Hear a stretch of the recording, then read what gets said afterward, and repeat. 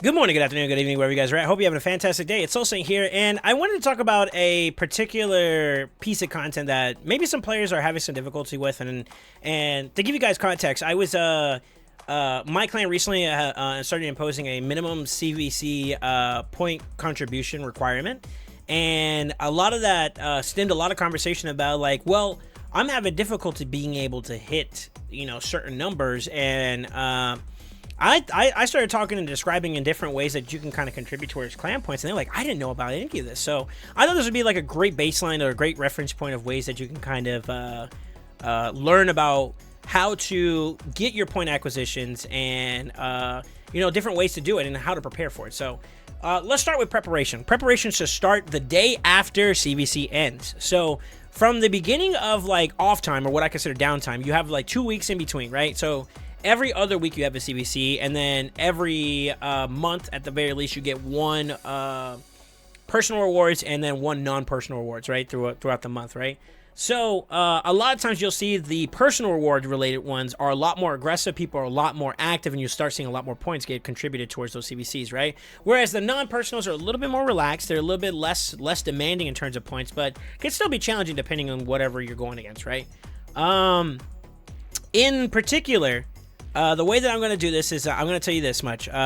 You start winning in CVC when it comes to point acquisition by preparing before it starts. And it's not just day before. You want to start literally the day after CVC. So the best way to kind of look at this would be to take whatever resources you are acquiring and start stockpiling them, right? Whether that's shards, whether that's books and other things, right? So I'm going to be jumping around and I'm going to kind of show you guys some areas where you can kind of get some things at, right? So right off the rip, I'm gonna go from right to left. In terms of what you can get for resources to prepare, Doom Tower is a great place to farm for materials, as well as get some extra resources, whether that's gems or energy or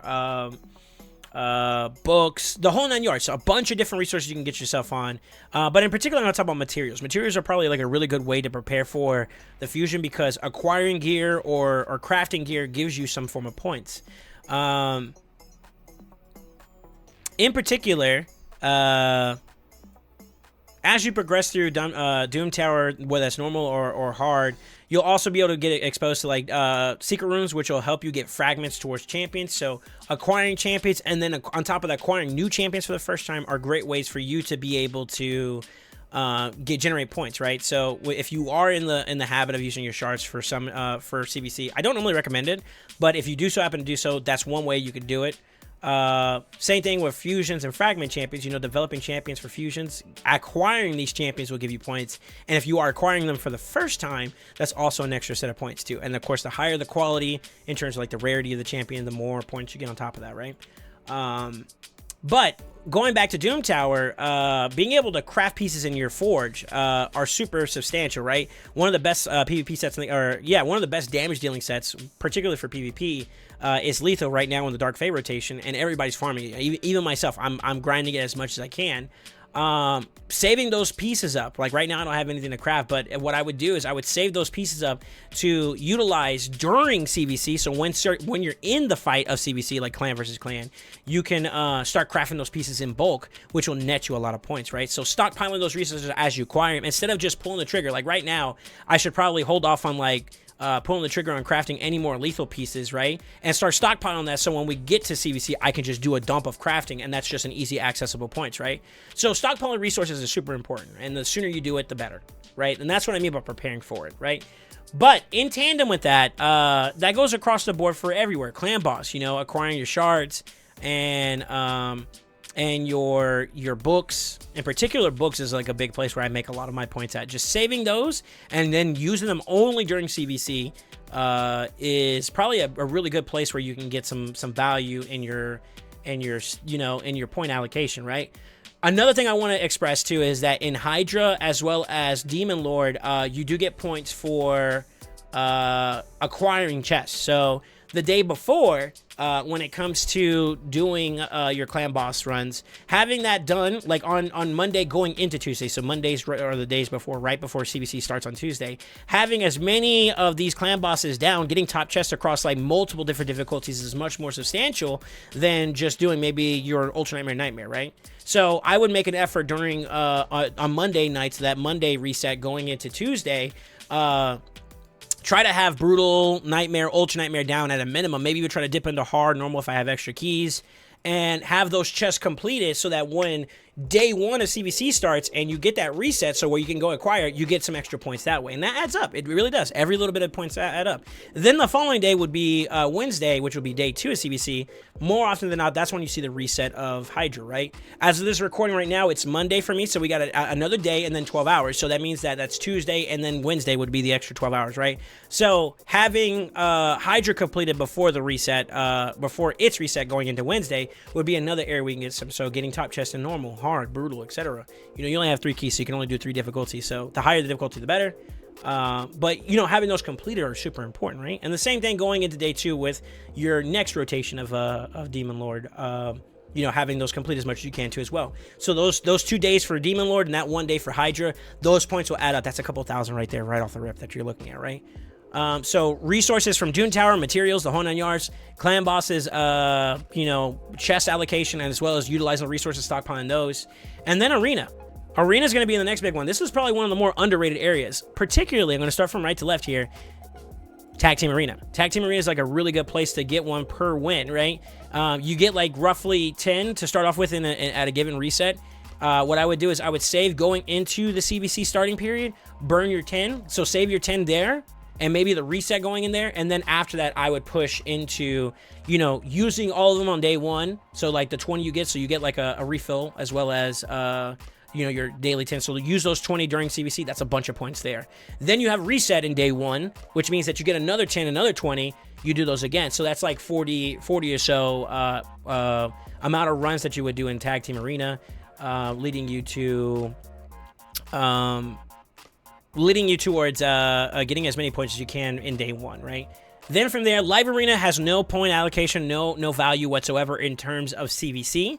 So this becomes less of a focus if that's the case. I would still do your daily 5 or 10. So you get like 1 free for a set of refills as well as your first initial 5 daily. I would get that out of the way, get that taken care of, and then from there, I would just prioritize, you know, Tag Team Arena and Classic Arena. You get roughly a couple coins every like 30 minutes to an hour. I'm not exactly sure the time frame of a refill, but I would just keep those on cooldowns using the extra 5 refills you get from, you know, completing your quest, your advanced quest or whatever, getting those and refill them into, you know, running those down. Basically keep these 2 resources at 0 as much as possible, right?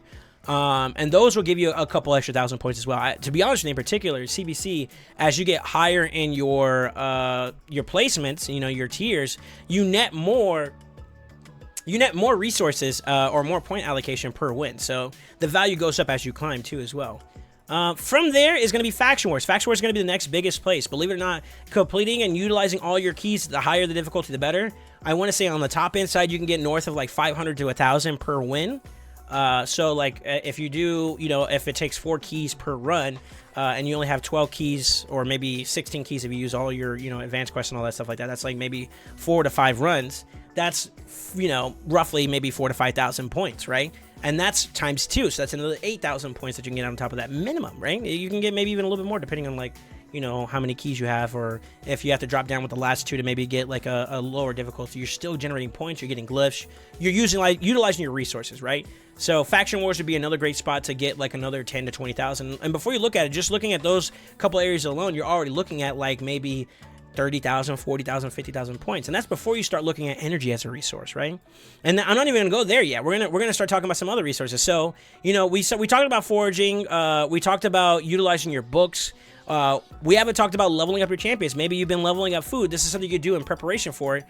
For example, right now I'm sitting on a couple champions that are ready to pop. I don't think I have them in my inventory right now as of this point in time, but I have a couple of like level 50 champions that I could probably use. or level 40 champion, excuse me, that I can pop to 50. And then from 50, I can feed them into whatever champion I'm going to build up next. Like, say, for instance, I want to build up Farakin or Cavalex. I'm ready to take them to level 60. I have that food prepared for them ahead of time, right? So gathering food resources to rank up champions that you are going to take up is going to be valuable. So you could do that preemptively as well as day of, right, if you're going to farm.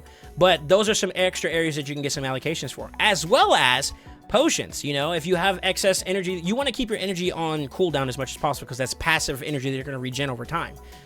You could, you know, maybe go to that potion keep and farm for a little bit while you wait for CVCs to start preparing for this kind of stuff. So, like, doing some preparation in advance is always a good indicator that you're on top of things going into it. So, you know, stockpiling your resources, start gathering those. You get those from Clan Boss. You also get them from, you know, going out of your way to get some potions. Like right now, I could probably use some more arcane potions, maybe some more void potions or whatever. I can farm that up and start stockpiling that in preparation for whatever champion I'm going to develop going into the future. Having a game plan for which champions you want to do for whatever progression period you're at in the game. You know, like, say, for instance, I want to push Fire Knight hard. Well, maybe an ally attacker like Farakin may be the place. So I'm starting to develop potions for Spirit and Arcane to prepare for him. So start developing that food, those potions, so that when that CVC period happens, you could just dump all your stuff into that champion, and that's a bunch of points, right? Same thing with the skills. Same thing with the ranks and levels. If you have brews that you want to use, by all means, feel free to do that. Another thing too is the food that you're using. Like, even though I get those four-star champions that these like bloodhounds or hound spawns I'm using right now,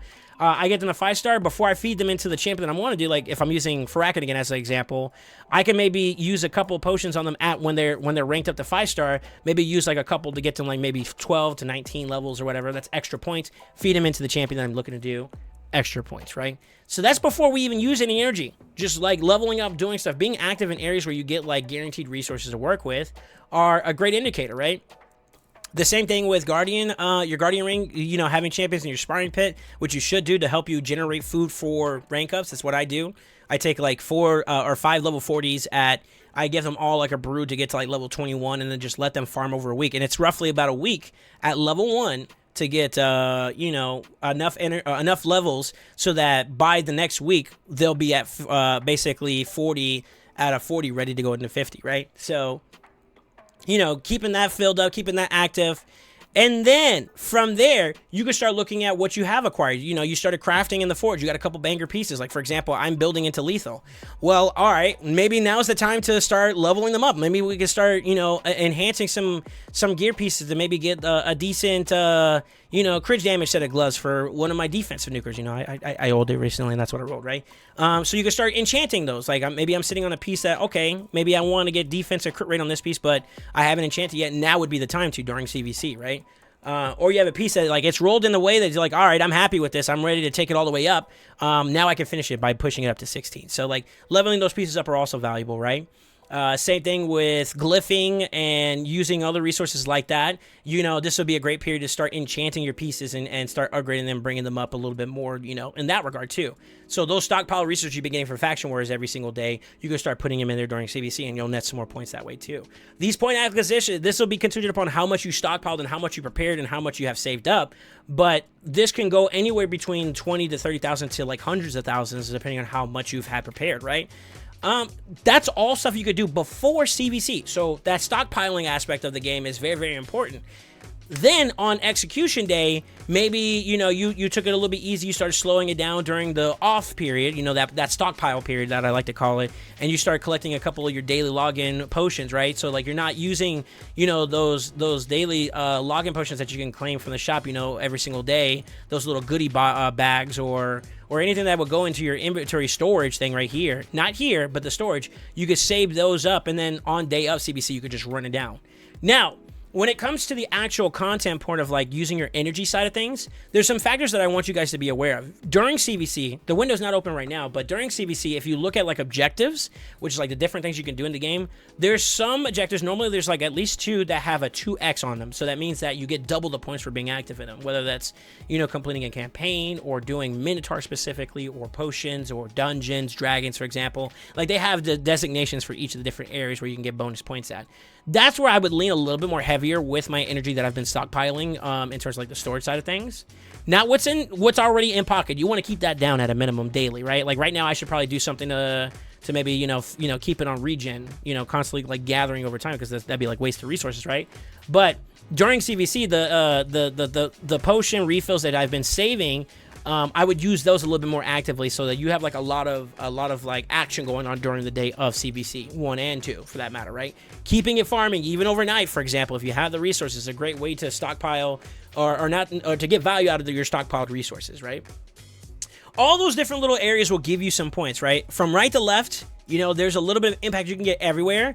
In particular, completing a stage is not so much necessary a value. Like, beating 61 doesn't give me any point value, but having that energy from 61 may be valuable. So, like, do your pros and cons of where to effectively lean at for your resources is important. But, going into the day of, maybe not do your faction war keys leading into the CVC day, so that you can use them on during the period of CVC, and then, keeping whatever you get from reset, using them on during that reset period immediately afterwards. That'd be the way to do it. But like, stockpiling your resources going into CVC is probably the most important aspect about this, and then utilizing it effectively. Don't miss the beat, like, hey, I need to stay on top of my arena medals, I need to stay on top of my tag team arena medals, I need to do this, I need to do that. Staying active across the board for all those different areas of the game will eventually net you a bunch of points. The more effective you are at being patient with your resources, the more effective you get overall. So I know that there's a stigma that goes with saying wait Shadow Legends. It's somewhat true,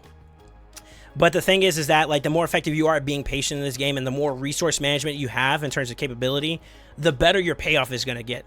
The more patient you are with your shards during 2x's events, waiting for those 2x events or those significant pogo events to give you the extra bang for your buck. Truthfully, it's that's how it pays off for you.